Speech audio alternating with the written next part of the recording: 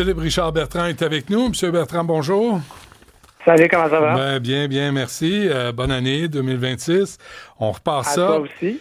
En intelligence artificielle, est-ce qu'on va vraiment vivre 2026 ou tout sera virtuel?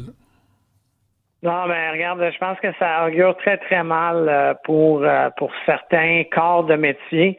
Ça fait plusieurs fois qu'on l'annonce. Et moi, tu comprends que c'est mon champ d'expertise, la requalification des travailleurs. Là. Je travaille là-dedans. Là. Donc, on savait depuis longtemps, du moins depuis 2 ans, qu'il y a beaucoup de Canadiens qui vont perdre leur job à cause de l'intelligence artificielle. Le montant a été chiffré. C'est 6 millions de Canadiens dont l'emploi est menacé. C'est 1,2 million de Québécois.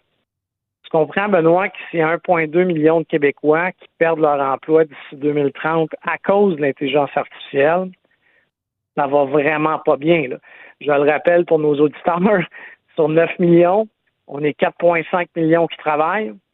Sur les 4,5 millions qui travaillent, il y en a juste 2,5 qui paient réellement des impôts. Mm-hmm. Donc, si on perd 1,2 million de travailleurs, honnêtement, les projets sociaux, les hôpitaux, l'éducation, tu vas manger une volée, là. Ça a l'air à ça. Mais là, il y a une liste, je viens de voir ça, là, je viens de le recevoir. Il y a une liste des top 5 métiers les plus en demande 2026 au Canada, mais il va y avoir des effets sur les métiers, là, sur les jobs réellement là, à cause de l'intelligence artificielle. Ben oui, c'est sûr. Il y a des métiers qui vont carrément disparaître. Là. C'est triste, là, mais là, il y a un article dans le journal qui parle d'un traducteur, le métier de la traduction, Ouais. OK, qui lui a décidé d'aller à la retraite. Tu comprends qu'une traduction avec l'intelligence artificielle, tu fais ça en quelques secondes. Par contre, je veux juste mettre en garde les gens, là, parce que moi, je l'ai testé. Là. L'intelligence artificielle, si tu fais de la traduction, elle fait des erreurs de français. Moi, je l'ai fait revérifier des textes traduits et on a vu bon nombre d'erreurs. Donc, il faut quand même faire attention à ça. Mais pense à, une utilisation très simple de l'intelligence artificielle. Un lien pour prendre, un rendez-vous dans ton courriel. À l'époque, moi, j'avais une adjointe qui gérait mes demandes de rencontre. Aujourd'hui, c'est un lien, tu cliques dessus, ça accède à mon horaire, donc, il y a plein de choses comme ça en automatisation. Puis là, pense en usine, si tu rajoutes des robots, etc. Là, puis là, je te parle pas des robots qui marchent dans l'usine, juste des convoyeurs automatiques, de la robotisation de base. Ouais. Pour rester compétitif sur la scène mondiale. Je sais pas si tu as vu hier à 60 Minutes à CBS, il y avait un reportage, c'est à Atlanta, autour d'Atlanta, Hyundai viennent d'ouvrir une nouvelle usine. Et on présentait, là, tu sais, là, il y a tous les robots qui font de la soudure, puis qui prennent qui montent la voiture. Mais là, ils sont rendus avec des humanoïdes construits par Boston Dynamics, ici pas loin à Boston. Et le robot manipule des pièces, les transfère, prend des décisions, apprend comment faire. Écoute, c'est fou, là. C'est vraiment fou. C'est plus juste un robot qui prend un moteur, qui le soude, qui passe à l'autre robot. C'est un robot qui a l'air il a 200 livres, 5 pieds 9, puis il prend des morceaux, des pièces d'automobile, puis il les prend quelque part, il les apporte ailleurs, il prend des décisions. On est ailleurs, là. Non, mais puis ça s'en vient, Benoît. Tu comprends? Pour rester compétitif sur la scène mondiale, une usine n'aura pas le choix de mettre ça. Mais ça va plus loin que ça. Au Japon, là, pour remplacer les aides, les aides dans l'équivalent des CHSLD, c'est des robots maintenant humanoïdes qui vont juste t'aider à te lever comme patient, t'amener dans ton bain, tout ce qui nécessite de la force physique, ou du surélevage de charge. Mais les résidents sont rendus qui font des petits dessins sur le robot, discrètement, là, OK? Puis ils leur donnent des noms. Puis ils savent que quand lui vient, ben c'est Théo. Puis l'autre, c'est Léo. Puis c'est fou, là. C'est fou de voir ça parce que le contact humain demeure quand même important. Mais honnêtement, il va falloir se poser comme question, comme société, là. jusqu'à où on veut que ces technologies-là rentrent dans nos vies. OK, non, mais je t'arrête. Il va y avoir des pertes d'emploi. Philippe, c'est parce que le contact humain est important, mais si tu es dans ton lit handicapé, puis tu attends 2 heures parce que tout le monde est débordé, mais tu as un robot qui vient te prendre qui t'amène à la salle de bain ou sous la douche, ben tu dis les autres ont le temps de donner des meilleurs soins. Moi je suis pas complètement contre parce que de toute évidence, tu sais, on fournit pas à la demande. Ah, c'est sûr. Puis, by the way, ces technologies-là sont de moins en moins chères d'année en année. Ouais. Moi, je suis allé dans un hôtel où tu commandes ta bouffe. Tu sais, tu commandes un hamburger. Puis, c'est pas quelqu'un qui vient te le livrer. Là. C'est un petit robot qui arrive devant ta porte. Puis, tu prends ton cabaret toi-même.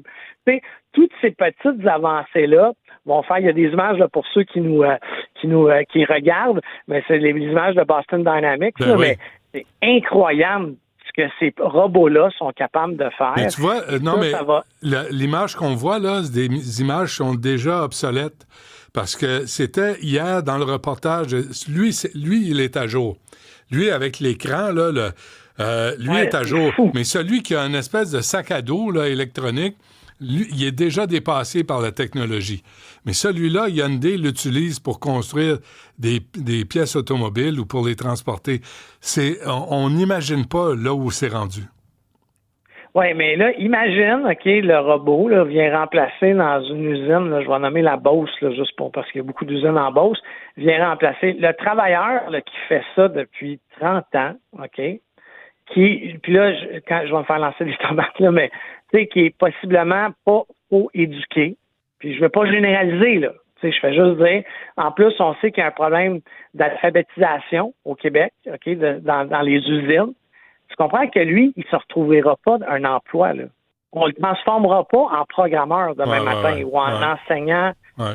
Alors, ça va devenir compliqué, mais 1,2 million de personnes qui risquent de perdre leur emploi au Québec, là, c'est énorme, donc il faut se poser des questions. OK, et vraiment, 1 minute sur l'Ukraine, les cadeaux du Canada. Oui, le Canada, on a donné un petit 2,5 milliards de plus à l'Ukraine. Je veux pas casser du sucre sur un pays qui est en guerre. Ça doit être très difficile si tu es Ukrainien, si tu habites en Ukraine. Par contre, j'ai fait le décompte. On est rendu à 22 milliards qu'on leur a donné depuis le début du conflit. Depuis 2022.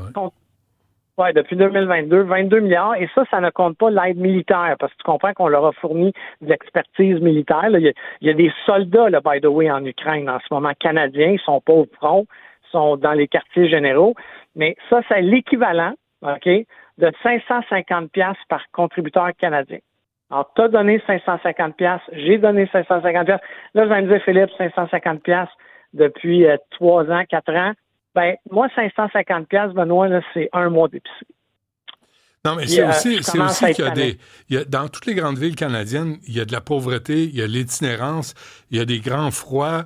On n'arrive pas à trouver, on n'a pas d'argent pour trouver des endroits pour abriter les plus poqués de la société. Puis là, tout à coup, Mark Carney, en plein temps des fêtes, passe en dessous du radar, part d'Ottawa, s'en va à Halifax, fait un chèque de 2,5 milliards. Chrystia Freeland est rendue qu'elle travaille pour le gouvernement de Zelensky. Elle a ses salaires comme députée de la Chambre des communes, comme envoyé spécial. Là, l'Ukraine est devenue une priorité pour le Canada. Par capita, on est ceux qui donnons le plus. À l'Ukraine, par capita. Je comprends qu'il n'y a pas je comprends, là, je peux comprendre qu'en Europe, ils sont bien nerveux, là, mais avant qu'on soit impacté par ça au Canada, là, admettons qu'il y a un conflit réel avec la Russie pour envahir l'Europe, là. Alors, à un moment donné, moi, je pense qu'on devrait arrêter de l'aide de jouer à donner de l'aide à tout le monde. Tant et aussi longtemps qu'on n'aura pas je vais appeler ça des profits, là, mais qu'on ne soit pas à perte au Canada. Quand on va arriver à déficit zéro, on pourra se permettre d'aider d'autres nations. Oui, mais c'est pas le même qui voit ça, Mark Carney. Là. Mark Carney, il voit Brookfield et sa filière de construction aller en Ukraine puis reconstruire le pays. Ça va être payant pour ses petits amis chez Brookfield. Faut pas oublier ça, là.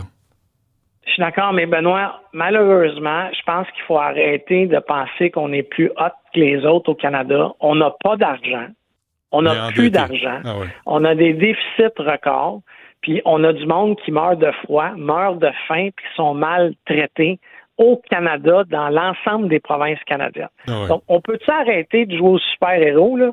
On n'a pas les moyens de nos ambitions internationales. Occupons-nous de nous-mêmes, là, et après ça, on ira aider les autres. Ouais, pas mal, oui. Bon, écoute, on repart ça pour 2026. Philippe Richard Bertrand, merci. À demain.